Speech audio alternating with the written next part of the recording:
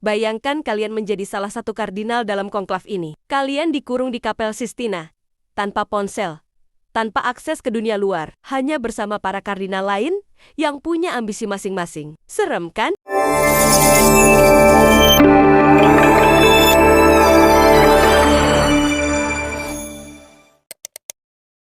Halo sobat-sobat Katolik terkini. Bayangkan sebuah ruangan megah yang dipenuhi sosok-sosok berwibawa dalam jubah merah. Semua berkumpul dalam kesunyian yang menegangkan. Sebuah keputusan besar akan diambil. Sebuah rahasia besar akan terungkap. Inilah Konklav, film thriller politik yang membawa kita ke balik dinding Vatikan, ke dalam intrik dan ketegangan yang belum pernah kita saksikan sebelumnya. Disutradarai oleh Edward Berger dan diadaptasi dari novel karya Robert Harris. Film ini sukses menarik perhatian dunia dan meraih 8 nominasi Oscar 2025, termasuk kategori paling prestisius, yaitu Best Picture. Mari sobat-sobat Katolik terkini, ikuti ulasan kami tentang film ini. Karena itu, jangan di-skip, nonton sampai habis, supaya sobat-sobat sekalian bisa mengetahui apa yang melatar belakangi proses pembuatan film ini. Oke, bayangkan kalian menjadi salah satu kardinal dalam konklav ini. Kalian dikurung di Kapel Sistina, tanpa ponsel, tanpa akses ke dunia luar, hanya bersama para kardinal lain yang punya ambisi masing-masing. Serem kan? Nah, inilah yang dialami Kardinal Thomas Lawrence, yang diperankan dengan penuh karisma oleh Ralph Fiennes. Setelah Sri Paus meninggal mendadak akibat serangan jantung, Lawrence yang baru diangkat sebagai dekan Dewan Kardinal harus memimpin proses pemilihan paus baru. Tapi tenang, ini bukan sekadar pemilihan biasa. Film Konklav menyajikan ketegangan dan misteri yang semakin dalam seiring berjalannya waktu. 4 kandidat utama, Aldo Bellini, Joshua Adeyemi, Joseph Tremblay, dan Goffredo Tedesco, masing-masing punya pendukung dan visi yang berbeda untuk gereja Katolik. Namun, tiba-tiba muncul sosok tak terduga, yaitu Kardinal Vincent Benitez dari Kabul, Afghanistan.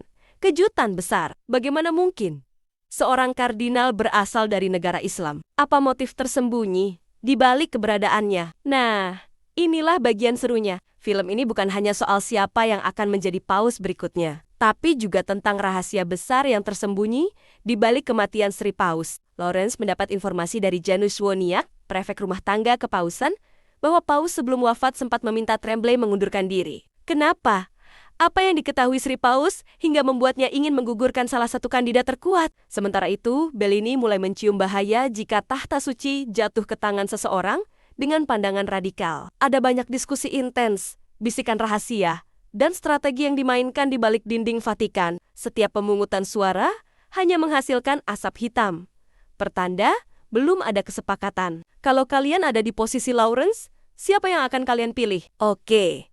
Jadi apa yang membuat film Konklav begitu menarik? Pertama, atmosfernya. Film ini berhasil membangun ketegangan tanpa harus menggunakan aksi berlebihan. Hanya dengan dialog tajam dan ekspresi wajah yang penuh makna, setiap adegan terasa seperti bom waktu yang siap meledak. Kedua, isu sosial dan politik yang diangkat dalam film ini sangat relevan. Dari perdebatan mengenai arah gereja Katolik hingga ketegangan antar ideologi. Film Konklav menghadirkan diskusi mendalam tentang kekuasaan, keyakinan, dan perubahan zaman. Ketiga, akting para pemerannya. Ralph Fiennes, Stanley Tucci, John Lithgow, dan Sergio Castellitto benar-benar memberikan performa yang luar biasa. Chemistry mereka di layar membuat kita benar-benar percaya bahwa ini adalah pertempuran politik sesungguhnya. Sobat-sobat Katolik terkini, sebelum menonton film Konklav, ada 5 hal menarik yang perlu kalian ketahui. Pertama, proses pemilihan Sri Paus yang misterius. Film ini mengungkap bagaimana konklav berlangsung dalam suasana tertutup dan sakral,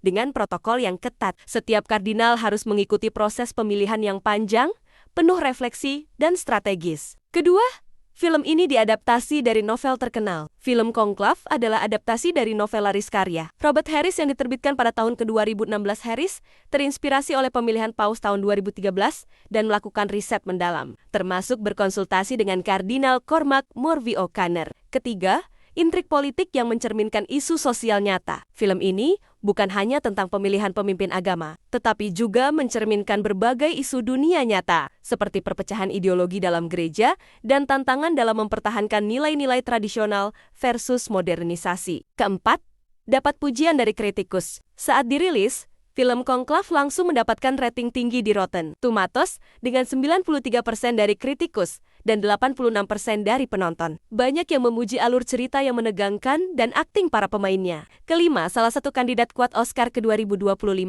film Conclave, masuk dalam 8 nominasi Academy Awards 2025. Termasuk kategori bergengsi Best Picture. Dengan berbagai penghargaan yang telah diraihnya, film ini diprediksi menjadi salah satu pesaing kuat di Oscar tahun ini. Film ini tidak hanya sukses secara kritis, tetapi juga di box office. Film Conclave mendapatkan berbagai penghargaan bergengsi, termasuk Best Film di BAFTA Awards 2025 dan Movie of the Year di AVI Awards ke 2025 di Rotten Tomatoes. Film ini mendapat rating 93% dari para kritikus dan 86% dari penonton. Dengan budget hanya $20 juta, film ini berhasil mengumpulkan pendapatan global sebesar $98,5 juta.